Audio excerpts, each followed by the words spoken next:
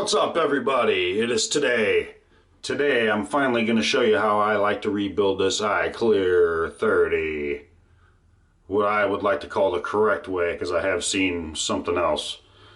So this also probably pertains to the iClear 16, so stay tuned and we will do it. Okay, everybody, so here we are with my old iClear 30. Basically I dug this one out of the cabinet, knocked the dust off it because I don't really use it anymore, but I wanted to show you guys what I figured out on this thing. And basically right off the bat you can see I don't have the little pivoty swivelly guy. I got just a regular cartomizer type one. The threads are the same. I just cut the end of this down here a little bit so it would fit, screw on there without pushing way up against this because it didn't even fit before. So the other thing I did, because I only use a single coil in this thing whenever I rebuild it, you can see my rubber piece only has 2 slots in it. And I do believe it used to have 4 slots, which basically was a slot for each slot, which was for the upper coil and the lower coil. So I'm not sure how good this will work using the regular tip, the drip tip that it comes with, but since I changed mine, I basically turned this to where these are really the top slots here, okay? I've cut off some of this rubber so that I put it on with the part that would have been at the top notches is now at the bottom, and then that seals off the top slots so that you're not getting juice leaking in there, okay? So then basically once your wicking is coming out of there, you don't have to worry too much about when you lay it down and stuff, the juice getting in there and flooding your coil out real bad and leaking and such. So anyway, that's that. So right now I have a vertical, like a chimney style coil in it as of right now, which was the last thing I put into it. That can be a little trickier, and obviously wicking it with cotton is pretty tricky while it's in there. So, that can be a little tough. Today I'm just going to show you real quick how I put just a regular horizontal coil in it. And basically what I got here, I went ahead and got a coil ready for us here. I believe this is on, I believe this is 30 gauge. Or I don't know, I can't remember, 30 or 32 gauge on some silica here. And it may not wick like it used to when you only do it with one piece like that. You can double it up. You don't necessarily need 8 wicks hanging in there like they used to have it. But anyway, let's set all this other baloney aside here. And I'm going to try and do this, quick enough, but also I want to get you guys a good view in here. I just use tweezers here on the center pin. And usually if I hold them backwards, it seems to work a little better. Just pry this center pin guy out of there. And like I said, I'm going to try and give you a good view. I know there's not very many videos, you guys, on how to do this, so I may make it a little longer just so I can show you more of it. Okay, so there we got the pin out, which basically this is all straightforward, the same as if you had not rebuilt this yet, and you're just taking the old one out, okay? So you take your center pin out, then of course you take your center bottom insulator out of there, okay? Because there are 2 insulators, guys. So if you're having trouble doing this, this is going to be why, and I'm going to show you. Okay, so I took the center pin out, took the bottom insulator out from the bottom here. Okay, now I'm going to flip it around, and I'm just going to go ahead and pull this coil out of here. Let's see what we got in here. Okay, so you can see what I had in there. It's a nasty little vertical coil there. Okay, and right off the bat, you see how much shorter my negative lead is than my positive. Okay, and the reason for that is you're probably not going to be able to see it, but when I pull it out of here, you will. Down in here from the top, I'm going to use this little screwdriver maybe. There is another insulator in here, you guys. And basically that one is there so that when you put that pin in there, alright, see, there it is. Okay, so there is an insulator in it from the top, okay? So that is why this one is a little difficult to deal with. So once you get that upper insulator out of there, this thing is empty, okay? Alright, so now basically what we're going to do is just reverse procedure, and we're gonna slip in, and this gets a little tricky. You're going to use the lower position, okay, and you're going to want to trim your negative lead, which I'm going to show you in a minute, so that it's the perfect length right off the bat, and then you'll be done with that. Okay, so it'll be a little tricky, but I'm going to show you how to do it. Okay, so now what we're going to do is I'm going to show you here. I'm just going to take one lead of the coil, okay, and I'm going to put it in the middle, and then we're just going to leave this other one on the outside for now, okay. Then we're going to slide it down in here,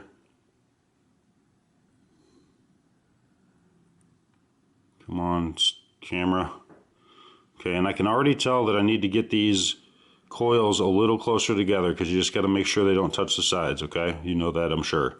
So anyway, I'm going to slide this down here into position, okay, till it's at the bottom of that the lower channels, okay? Now basically this is where we're going to want it to be in position when we're finished, right? So what you want to do now is the lead that is on the outside, okay, the one that's on the outside here, you want to clip with the top, you want to clip it even with the top of this knurled part that's grippy. So you want the lead to be all right to the top of that, because inside where the upper insulator fits in, the upper insulator stops at that part. So you don't want this lead longer than that, otherwise it won't fit all the way down in there, okay? So these clippers are apparently not very sharp. Come on. Okay, there we go. Okay, so now you may be able to see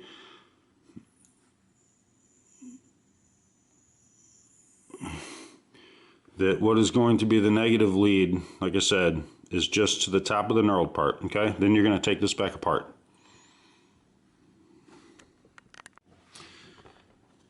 Okay, so this here is going to be the tricky part. And I found the easiest way to do this is you take this upper insulator, and it's going to be hard to tell, but basically this insulator is a little beveled, okay? So you're putting the beveled in first. I don't know if you can see that at all or not. Anyway, it probably wouldn't matter if you put it in backwards, but one way, the one end of it has a little bit notched off of it, which you should be able to see, okay? So basically you're just going to put that end in first, and want to tuck it in there just flush, okay? So then what I do is, you can see how there's space on the upper and the lower notches. So what I do is I just go ahead and push it down,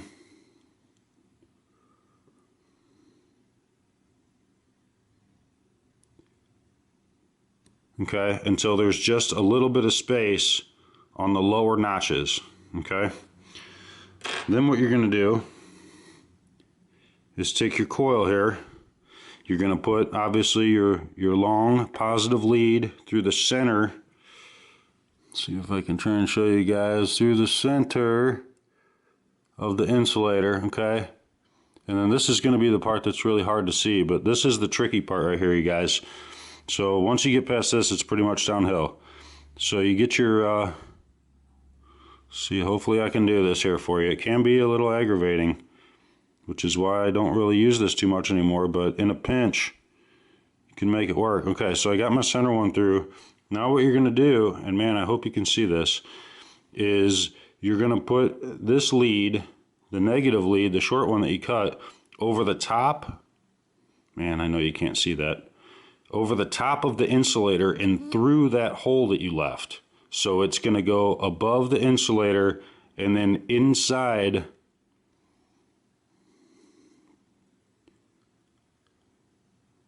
Basically, you want to put it over the insulator and in that hole. Then you just put the coil down against it, okay? So you can kind of see how my wire, there, you see it?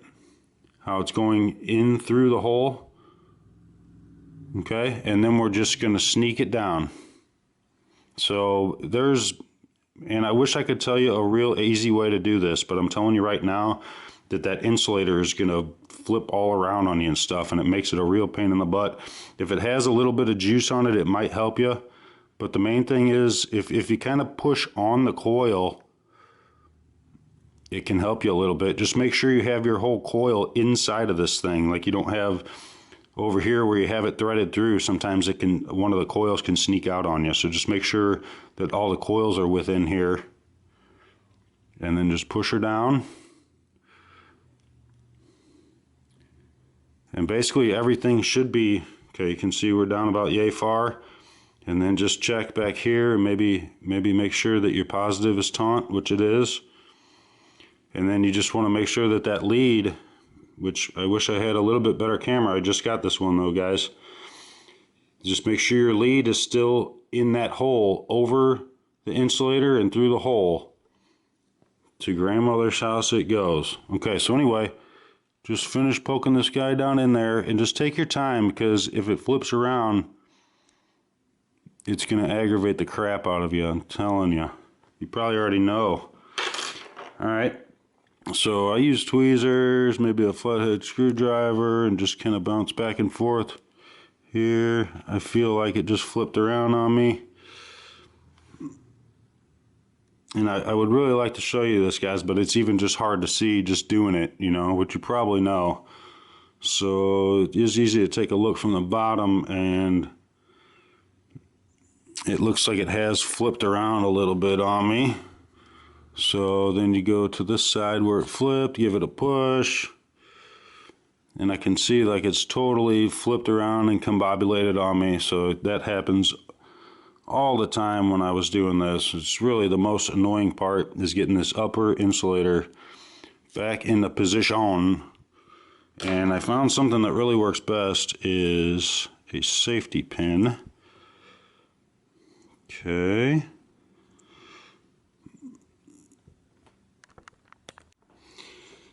Okay, so basically just make sure you're pushing your coil down until you get to the bottom of these channels, and then after that is when you're going to continue to push that upper insulator until it bottoms out, which is right at the top of this chamfer on the inside. Okay, so the easiest way, you guys, that I found to do this is you push with the tweezers like I showed you, holding the coil, and push down until the coil or your silica bottoms out at the bottom of the channel. Or if that doesn't work for you, just use a little bitty screwdriver and just baby steps from side to side. So on this side, you're going to push it a little smidgy, and then you go to the other side, push down a little smidgy, little smidgy, little smidgy, until you get all the way down to the bottom. That's the easiest way, because if you end up flipping it around and you start pushing too much at a time, that's when it's going to flip over, and it's just going to be a pain in your you-know-what. So just take your time. Patience is what you need with this, and just a little at a time on each side until you get that all the way back down to the bottom. Okay, which you can probably see.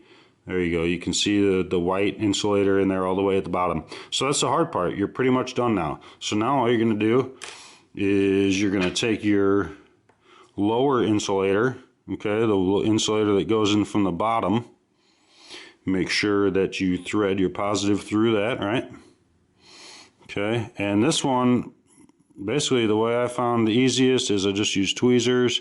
I hold it on one side. I don't know if you guys are going to be able to, I'm trying to show you here, and just kind of pin it against one side, kind of cattywampously, and then shove it in there. Okay, and that didn't work. See if I can do this in real time for you. Just shove it in there. It will take a little finagling afterwards, but once you're getting it in there is the hardest part. And this one's a little bit harder of a material than the top one.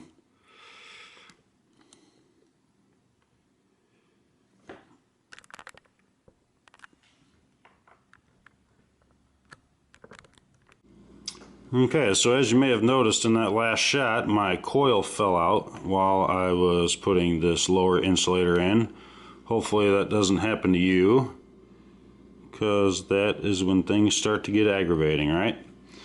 So anyway, here we are back to putting this lower insulator in here like we were trying to do before.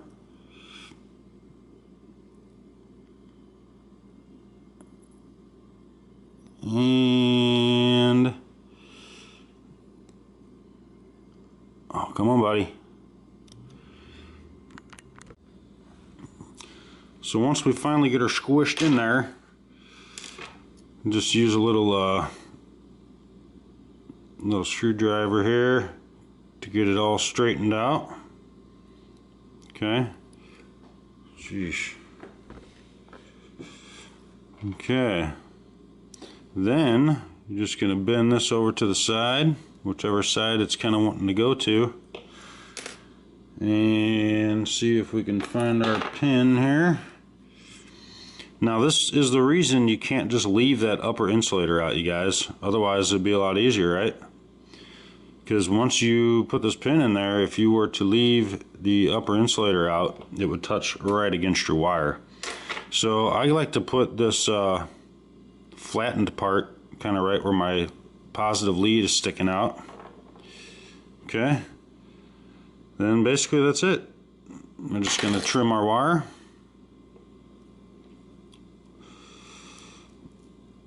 Which cutting it can be a little safer than doing this. You really don't want to mess up your rig after you spend all that time doing it, but this will break it down where I want it, hopefully. Hopefully, eventually. Okay, maybe not. It's pretty hard to get way in there with the clippers, but I think we can get close enough. Yeah, if you have any sticking out, just make sure it's not going to touch up against the side. That's why I kind of like to put it where the flat part is. It gives a little extra space so it doesn't push it right up against the side. Okay, so really all you have left to do is trim these guys. We're going to go ahead and screw this onto the base. And let's see what happened here. Go ahead and get it on our ohm meter. And there we have 1.65. So it looks like we have success. Okay, 1.65. Okay, so now all we're going to do is trim these guys down, and we will use scissors.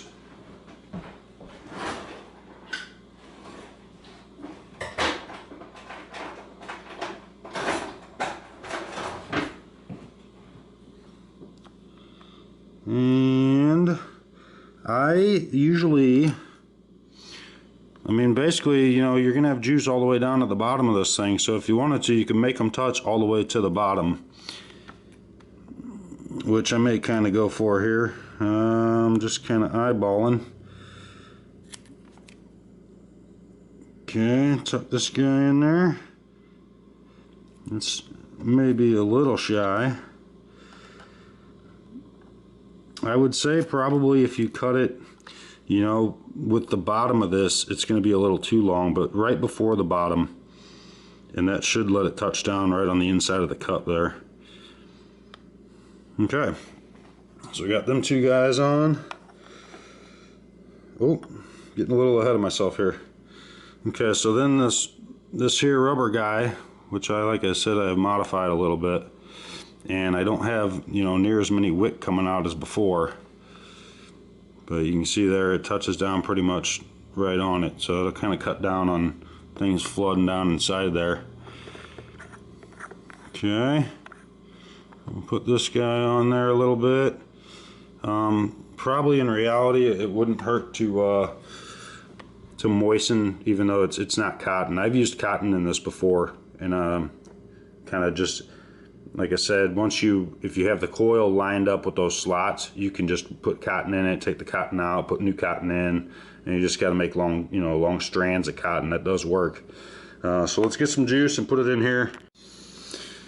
Okay, as of pretty much always, guys, let's see if this light off helps. Is that better, maybe? Might be a little better. Here we have good old Dr. Cremi's V liquid. This stuff is delicious, you guys. I got some kitty milk right here. 80% VG. I use this in most of my tanks, and it may be a little heavy. I think 70 would be perfect, but I got this in the 12 milligram, even heavy duty, right? So I think tomorrow I'm getting some more Cremi's in the mail. So let's go ahead and get some juice in this guy here. Pretty sure I don't have to explain this. You guys probably know all about this, right? While we're doing this, you should go check out Dr. Cremi's delicious V liquid. They have excellent customer service, delicious juice at an excellent price. And they're very friendly and helpful. Okay, put my funky little tip back on there, and there we have it. So what we're going to do is I'm going to let this sucker chill out for a minute and wick up, since I didn't pre-juice the coil or anything at all. And then that's pretty much how you do it, you guys. You know, I mean, really, it boils down to having a decent amount of patience. All right, so there you have it. That's how I used to rebuild those coil heads on that iClear 30. It takes a lot of patience, you guys. I'm sure you already know it can be a real bear to deal with. But if that's what you got and that's what you like, I mean, the thing does work good. It has great flavor and stuff, and I was getting some big clouds out of it. If you haven't seen my other videos, then you can go back and check those out and you can see what I was doing with it. But I just don't really use it anymore. I got rebuildable tanks, you know, and it's just a lot easier to deal with. The other thing you might want to do is, instead of using like 30-32 gauge, go ahead and try and use some 28 gauge in there. Basically, the more rigid the wire, the little easier that is to do, and also the upper insulator will hold on to your coil wire better, so it won't fall out like it did on me. So anyway, there you go. You wanted to see it. I know it's not the best and clearest video. It's hard to get in there and really see the details, you know, but I did the best that I could for you. If you did like the video, which I hope you did, please like it. You could always subscribe. That's what I meant to say. You could always subscribe, share, and like. So until next time, thanks for watching. I'll see you then.